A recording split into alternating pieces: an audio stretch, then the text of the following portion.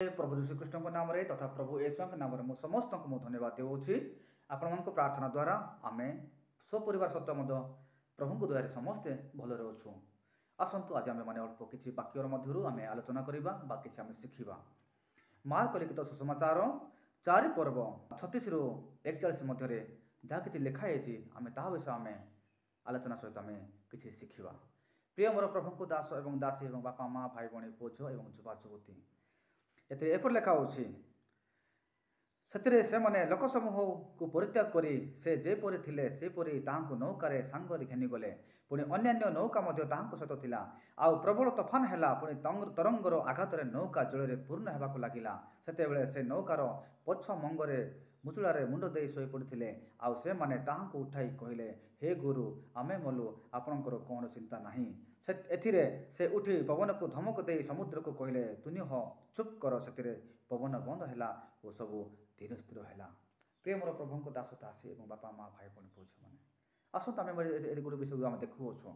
एतेबेले यीशु ख्रीष्ट प्रभु यीशु जो से नौकार पछ मंगरे से जो विश्राम करुँच पड़ुंट एतेबेले ये शिष्य मैंने मजार से जाऊँच।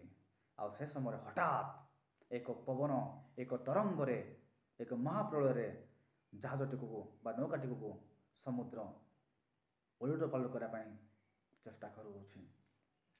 से समय जो नौकार पानी भर्ती होगा जाऊँच एवं जहाजटी थलमल हो हलिया चेष्टा करुँच। हेतेबेले शिष्य मैंने उठी यीशु कहते, हे गुरु आमे मलु आपण कौन टिके भी चिंता करूना कि।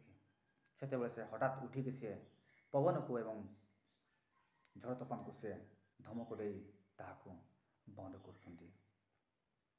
प्रिय मोर प्रभु दास दासी और बापा माँ भाई भाई पुओ झी मैंने अनेक समय आम परिवार मानकर मध्य एपरी अनेक समय दुख कष्ट बाधा विघ्न संकट आसी थाए।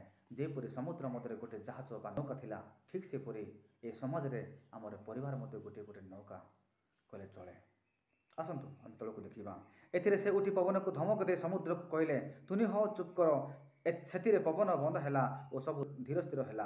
पुणी से कहले, तुम्हें माने कहीं एडे भीरु ए कौन तुम विश्वास नहीं। से माने अत्यंत भीत हो परस्पर कहवाक लगिले, ए तेबे किए जे पवन और समुद्र उभय यहाँ आज्ञा मानती। प्रिय मोर प्रभु दास दासी बापा माँ भाई भाई पुओ झी मैंने एवं युवा युवती एतेबेले से उठी पवन एवं समुद्र को सी से धमक देउछंती एवं सब विषय शांत हो जाउछि। एवं सेतेबेले ए माने जो शिष्य माने ताहांको सहित से जीवन यापन करुले, जो शिष्य माने ताहांको सहित से मिसिकी से जाऊले, से शिष्य माने जो ताहांको विषय कथा होछंती, तेबे ए लोक किए जे एहांको कथा मध्य समुद्र झड़ तोफान पवन वर्षा कथा मान होछि।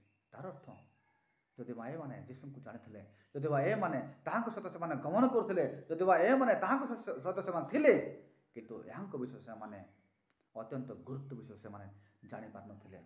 प्रिय मोर प्रभु दास दासी और बापा माँ भाई भाई पुओ झी मैंने आज आमे माने अनेक समय आमे प्रभु यीशु ख्रीष्ट नाम को आम बहुत आम स्वीकार करथाउ, बहुत आम ताहांको कथा को आम ताहांकर नाम को आम कही थाउ जानी थाउ, किंतु असली ताहांको विषय आम जान न थाउ। जति ए माने जदि ताहांको सहित से थिले एवं यीशु ख्रीष्ट सहित थिले, किंतु ए माने ताहांको विषय से गुरुत्वपूर्ण से जान नथिले। जेतेबेले से आश्चर्य एवं चकित होउछन्ते जे ए तेबे किए जे यहाँ कथा समुद्र कथा मानुछि, पवन कथा मानुछि एवं झड़ तोफान मध्य कथा मानुछि। प्रिय मोर प्रभु दास दासी और बापा माँ भाई भाई पुओ झी मैंने अनेक समय आम प्रभु यीशु नाम को आम धरी थाउ जानी थाउ, किंतु प्रभु को विषय आम जान न थाउ। जेपरी ए माने सेतेबेले जानते एतेबेले समस्या से उद्धार पाउछन्ति।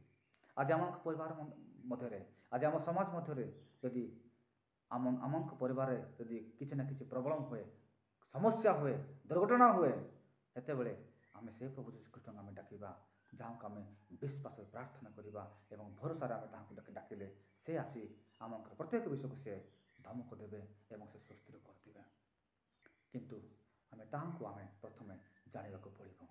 यीशु को नाम नेले यथेष्ट नुहे, कि यीशु को विषय आम जाना आवश्यकता अच्छी। प्रभु यीशु नाम नेले यथेष्ट नुहे, किंतु प्रभु यीशु आम जाना आवश्यकता अच्छी। जेपरी ए माने ତାହାଙ୍କୁ ଜାଣିଥିଲେ ସତ କଥା, କିନ୍ତୁ ତାହାଙ୍କୁ ବିଷୟ ସେମାନେ ଜାଣିନଥିଲେ। ଯଦି ଆମେ ଯେତେବେଳେ ତାହାଙ୍କୁ ଆମେ ଜାଣିବା, ଯେତେବେଳେ ସମସ୍ୟା ଆମ ପରିବାର ଆସୁନା କାହିଁକି, ଯେତେବେଳେ ଅସୁବିଧା ଆମ ପରିବାର ଆସୁନା କାହିଁକି, ଯେତେବେଳେ ଆମେ ଏହି ଶିଶୁମାନଙ୍କ ଉପରେ ଆମେ ଉଠାଇବା, ହେ ଗୁରୁ ଆସନ୍ତୁ, ଆଜି ଆମ ପରିବାରରେ, ମୋ ପରିବାରରେ ଏମିତି ସମସ୍ୟା ଅଛି, ତୁମେ ଦୂର କର କଲେ ଆମ ନିମନ୍ତେ ପ୍ରଭୁ ଯୀଶୁଖ୍ରୀଷ୍ଟ ବା ପ୍ରଭୁ ଈଶା ସେ ଠିଆ ହେବେ ଏବଂ ଆମଙ୍କର ପ୍ରତ୍ୟେକ ଅସୁବିଧା ସମସ୍ୟାକୁ ସେ ଦୂର କରିବେ। ପ୍ରିୟ ମୋର ପ୍ରଭୁଙ୍କ ଦାସ ଦାସୀଗଣ ଏବଂ ବାପା ମା ଭାଇ ଭଉଣୀ ପୁଅ ଝିଅମାନେ, ଆମେ ଚେଷ୍ଟା କରିବା ତାହାଙ୍କୁ ଆମେ ଭରସା ଏବଂ ବିଶ୍ୱାସ କରି ଆମେ ଆଗକୁ ଚାଲିବା ନିମନ୍ତେ। ପ୍ରଭୁ ଏହି ଅଳ୍ପ ବାକ୍ୟ ପ୍ରତି ଆମମାନଙ୍କୁ ଆଶୀର୍ବାଦ କରନ୍ତୁ। ଆମେନ୍।